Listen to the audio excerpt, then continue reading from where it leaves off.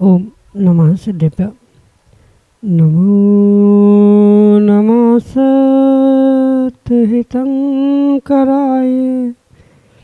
वीराय भव्याम्बुजभास्कराय अनंतलोकाय सुरार्चिताय देवादिदेवाय नमो जिनाय देवादिदेवाय नमो जिनाय। पंच परमेष्टि भगवान की, परम पूज्य आचार्य भगवंत गुरुवर विशुद्ध सागर जी मुनि महाराज की, परम पूज्य मुनि श्री सुप्रभ सागर जी महाराज जी की जय। समीचीन विकल्पों का सम्यक समाधान। सम्यक ज्ञान की वह अनूठी विधा जिसके माध्यम से हम सभी अपने मन के विकल्प को समीचीनता प्रदान करते हुए और उसे परम पूज्य मनुष्य तक प्रेषित करने का पुरुषार्थ करते हैं और परम पूज्य मनुष्य उसका आगम के परिप्रेक्ष्य में सरल सहज भाषा में आपको सम्यक समाधान प्रदान करते हैं और वही सम्यक समाधान हमारे कल्याण का पथ प्रशस्त कराने वाला होता है। ऐसे आत्मकल्याण की वह अनूठी विधा आप भी जुड़ने का प्रयास करें और अपने समीचीन विकल्प को परम पूज्य मनुष्य तक भेजते हुए उसका सम्यक रूप से समाधान प्राप्त करने का पुरुषार्थ करें। प्रारंभ करते हैं आज का सम्यक समाधान और आज के पहले विकल्प के लिए आष्टा मध्य प्रदेश से श्रीमती चंदा जैन, डॉक्टर मगन जैन महाराज श्री के श्री चरणों में सपरिवार कोटि कोटि नमस्ते निवेदित करते हुए अपना समीचीन प्रश्न रख रहे हैं कि महाराज जी, व्रत तो संवर के हेतु हैं, तो फिर मोक्ष शास्त्र के 7वें अध्याय में व्रतों को आश्रव का कारण क्यों कहा? हमारे समीचीन विकल्प का सम्यक समाधान करने की अनुकंपा करें। नमोस्तु महाराज जी, नमोस्तु। ओम नमः सिद्धम। परम पूज्य आचार्य भगवान गुरुवर विशुद्ध सागर जी महाराज की।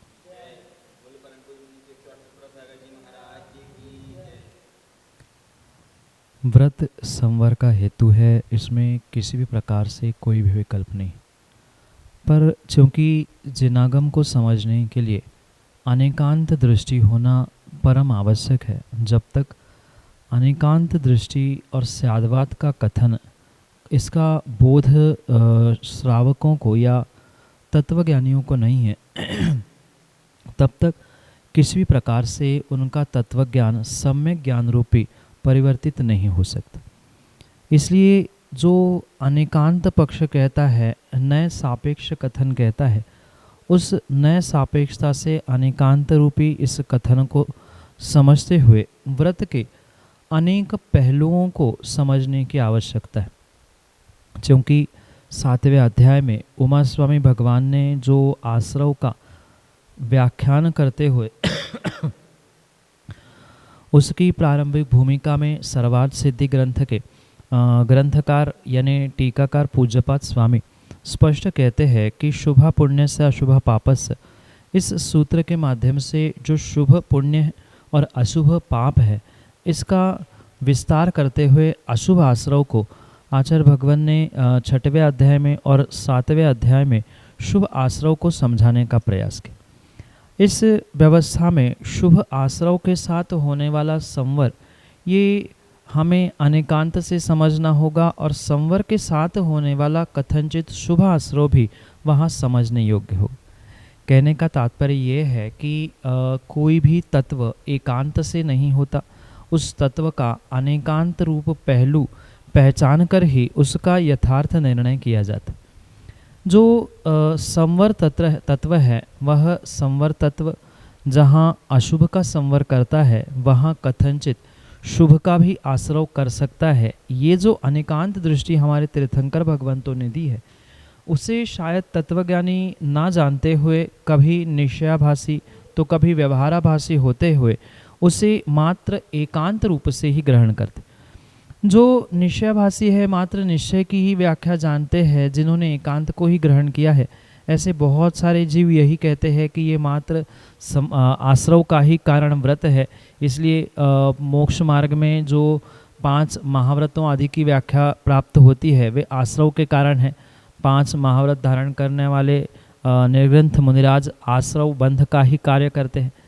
ये जो उनका एकांतिक कथन है, ये किसी प्रकार से उचित नहीं है।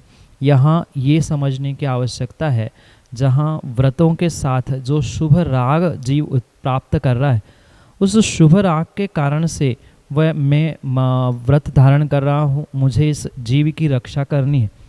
आदि रूप जो अहिंसा व्रत का परिणाम जीव के भीतर उत्पन्न हो रहा है, उस भावों के कारण से उसे शुभ का आश्रय हो रहा है, क्योंकि जीव दया, चोरी नहीं करने के भाव आदि जो व्रत कहे हैं, उन व्रतों के साथ होने वाले शुभ परिणाम, वह शुभ परिणाम ही राग के कारण, मतलब शुभ राग के कारण, अनुराग के कारण होने के निमित्त से उसे आश्रव का साधन कहा है।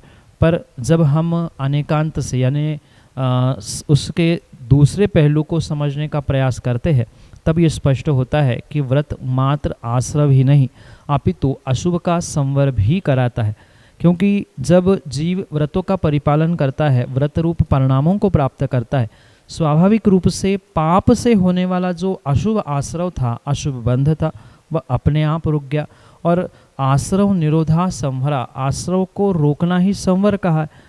तो आते हुए कर्मों को रोकना, चाहे अशुभ हो चाहे शुभ हो, एक तरफ व्रतों के माध्यम से जो ग्रहण किया जा रहा है, मतलब व्रतों के निमित्त से शुभ राग से जो शुभ का आश्रव हो रहा है, शुभ अनुराग से शुभ का आश्रव हो रहा है, उस स्थिति में अशुभ का संवर भी स्वीकार करना होगा। और ये अनेकांत पहलू को समझते हुए ही वहाँ ये विशिष्ट तत्वों का निर्णय करना होगा। फिर रही बात आचार्य उमास्वामी भगवान के विषय में, तो मात्र उमास्वामी भगवान ही नहीं, अपितु अनेकानेक आचार्य भगवंतों ने उसे ग्रहण किया।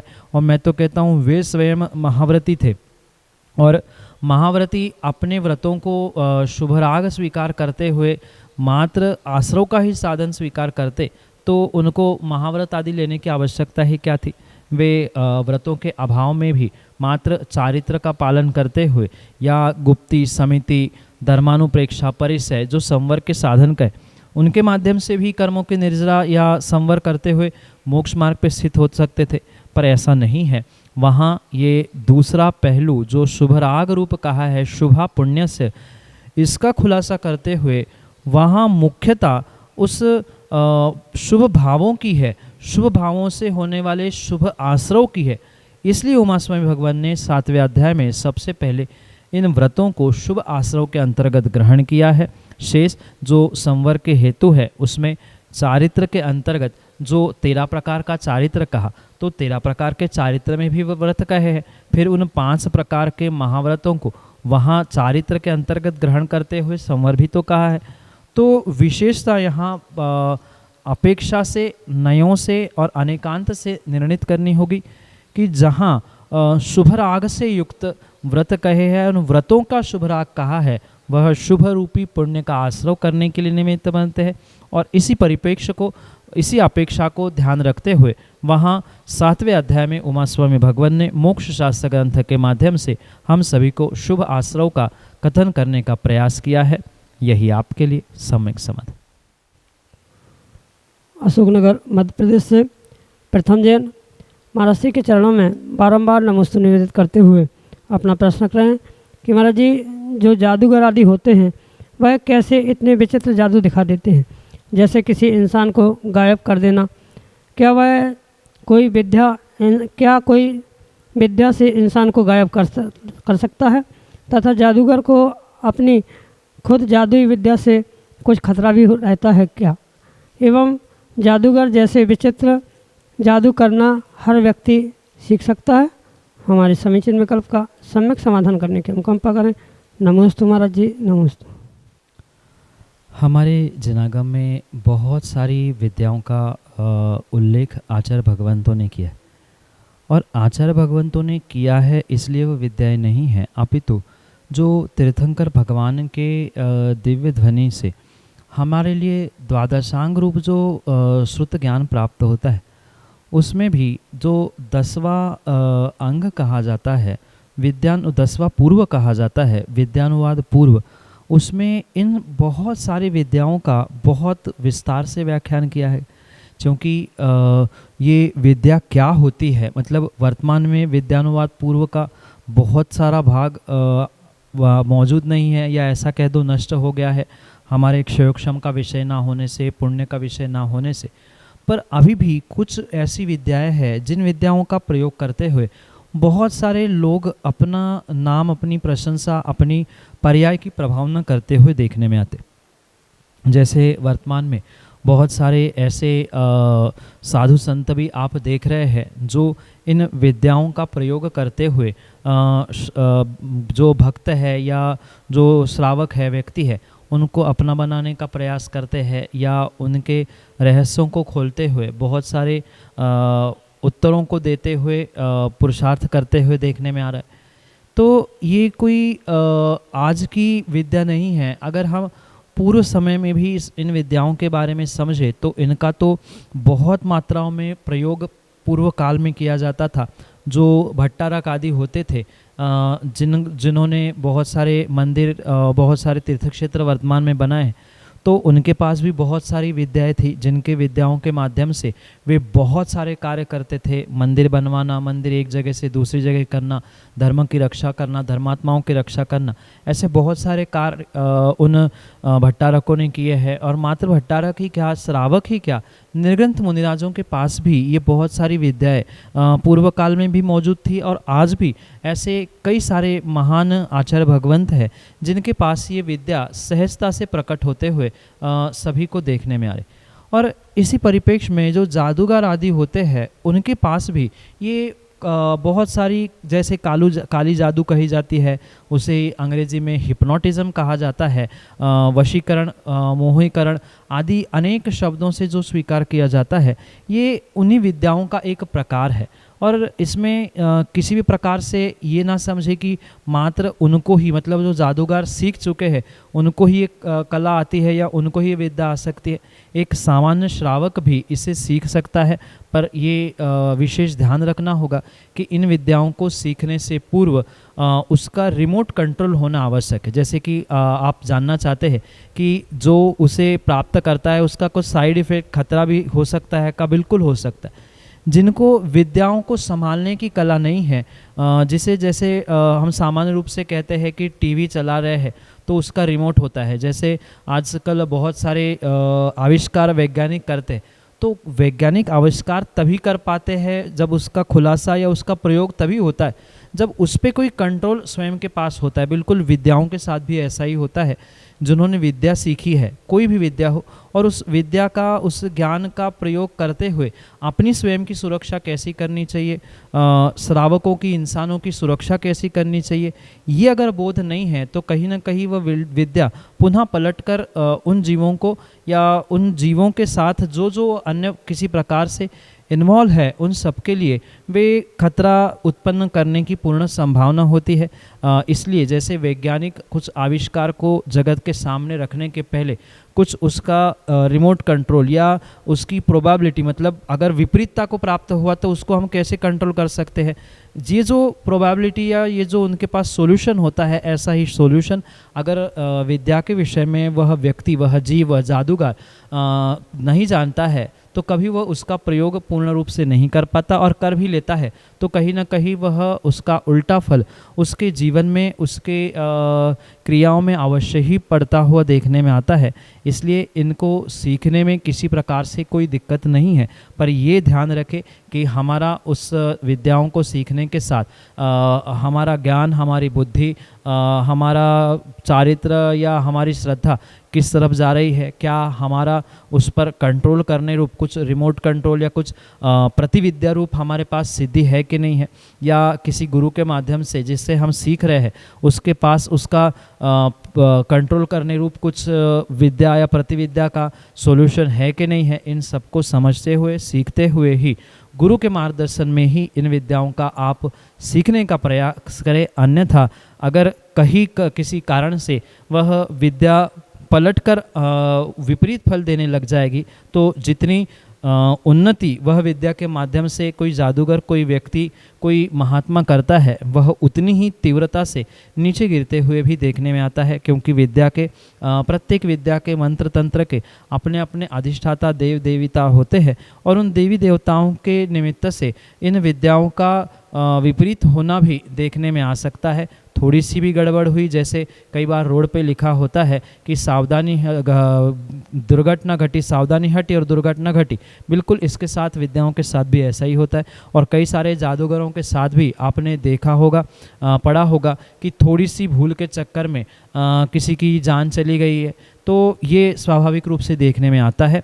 इसलिए ये विशेष ध्यान रखें कि सामान्य व्यक्ति भी उसे सीख सकता है, पर उसकी योग्यता कहाँ कितनी कैसी है ये गुरु ही जानता है, और गुरु के मार्गदर्शन पे ही अगर ये कार्य किया जाए तो वह विशेष फलदायी हो सकता है। अन्यथा महामंत्रों जैसे मंत्रों की आराधना से बहुत कुछ सिद्धि हो सकती है। जैसे हमारे महान आचार्य भगवंत विमल सागर जी महाराज से, जिन्होंने मात्र नमोकार मंत्र की सिद्धि से ही कई सारे सैकड़ों हजारों लाखों जीवों के कष्टों को दूर करने का प्रयास किया था। नमोकार मंत्र से ही उनके पास कई सारी कर्ण पिशाचनी जैसी विद्याएं सिद्ध थी। तो ऐसा ही हम भी पुरुषार्थ करें, हम गुरु और पंच परमेश्वरी को ही सिद्ध कर ले तो हमारा सब कार्य सहजता से सिद्ध हो सकता है। यही आपके लिए सम्यक समाधान। नेहा जैन, दमोह मध्य प्रदेश से अगले समीचीन विकल्प के लिए ऑडियो मैसेज के रूप में हमारे सामने। नमोस्तु महाराज जी, नमोस्तु नमोस्तु नमोस्तु। महाराज जी, मेरा सवाल है कि जो मंदिर जी के द्रव्य के डिब्बे आते हैं उनमें क्या पूजा करने में कोई दोष लगता है क्या? लोग बोलते हैं कि वो क्या डिब्बे में खाना खाया जाता है क्या? माँ, लोगों की छोड़ो, लोग क्या कहते हैं क्या करते हैं ये उनका विषय है, पर श्रावकों को क्या करना चाहिए क्या नहीं करना चाहिए ये उनका व्यक्तिगत विवेक होना चाहिए। आप जिस किसी साधनों से पूजा कर सकते हैं उन साधनों से पूजा करते हुए श्रावक तो अपनी अपनी अपेक्षा से, अपनी अपनी इच्छाओं से यद्वा तद्वा कथन करते हुए मिलते हैं, नाना प्रकार के तर्क कुतर्क वितर्क देते हुए भी ये सिद्ध करना चाहते हैं कि हमने कहा वो सत्य है, आप कर रहे हैं वो गलत है। तो इन बातों में, इन झंझटों में ना पड़ते हुए आप इतना निर्णय करें कि हम अगर कोई कार्य विवेकपूर्वक कर रहे हैं, जिस क्रियाओं में मुझे विशुद्धि बन रही है, विशुद्धि प्राप्त हो रही है, उन क्रियाओं को करने में किसी प्रकार से कोई हल, कोई परेशानी नहीं हो सकती। रही बात पूजन के डिब्बों की, द्रव्यों की और साधनों की, हाँ, उत्कृष्ट बात तो यही है कि हम साथ में, मतलब मंदिर जाते समय पूजन करने के लिए थाली, गलसिया, ठोना, ये सब कुछ सामग्री स्वयं के ही घर से ले जाए और प्रतिदिन उसे वापस लाकर शुद्ध करके पुनः दूसरे दिन ले जाए। कई व्यवस्था वर्तमान में ऐसी हो चुकी है कि मात्र घर से डिब्बा ले जाते हैं, डिब्बे में द्रव्य ले गए और वहाँ जाके बर्तन मंदिर में आजकल मिलने लगे। पहले सब कुछ घर से ही ले जाया करते थे और कायदा यही है कि स्वयं का द्रव्य, स्वयं का डिब्बे, स्वयं के बर्तन, स्वयं का सब कुछ साधन ले जाकर ही परमात्मा की, गुरु की पूजा आदि करनी चाहिए। सब कुछ वहाँ का ही लेंगे तो हमें क्या फल मिलेगा। इसलिए ये ध्यान रखना कि बहुत अच्छी बात, मतलब उत्कृष्ट बात तो यही है कि उसके लिए अलग से थाली, सभी द्रव्य, सभी बर्तन हम घर से ले जाए। माना कि आजकल शॉर्टकट का ज़माना है, इस कारण से बहुत सारी व्यवस्थाएं बदल गई है और प्लेट, थाली, ये सब कुछ ले जाने की जगह आजकल डिब्बे ही ऐसे व्यवस्थित बन चुके हैं, थाली के समान डिब्बे बन चुके हैं। वो खोलने पर एक चढ़ाने के लिए, एक द्रव्य रखने के लिए प्रयोग में आता है, उसमें ही शेष बर्तन भी आ जाते हैं। तो उनका प्रयोग करने में किसी प्रकार से कोई दोष नहीं है, पर जो स्टील आदि के डिब्बे आने लगे हैं या स्टील आदि के डिब्बे हैं, उनको ही फिर वो पीतल जैसे या चांदी जैसे डिब्बों जैसा प्रयोग करते हुए द्रव्य चढ़ाया जाता है। क्योंकि समय अभाव आदि है या किन्हीं अन्य कारणों से जल्दी जल्दी में एक आध बार उन डिब्बों में, मतलब स्टील आदि के डिब्बों में डब्बा और ढक्कन में कर रहे हैं तो कोई विषमता होने के कारण से उसमें दोष नहीं है, पर उसे किसी प्रकार से रूटीन नहीं बनाना चाहिए। कायदा जैसे मैंने कहा कि स्वयं के ही बर्तन अलग से होने का विशेष फल होता है। जैसे आपने सुना होगा विधि द्रव्य दात्री पात्र विशेषास्तद विशेषा, जितनी विधि द्रव्य पात्र आपका विशेष होगा उतनी विशेष आपको उन शुभ क्रियाओं से पुण्य की प्राप्ति होने की संभावना है।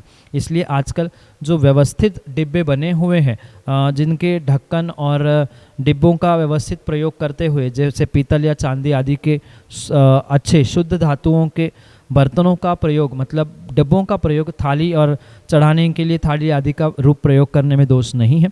पर सामान्य रूप से जो डिब्बे स्टील आदि के होते हैं, जिनका कोई आकार या कोई व्यवस्थित थाली जैसे वो नहीं लगते, उनका तो प्रयोग पूर्ण रूप से करना उचित ही नहीं है।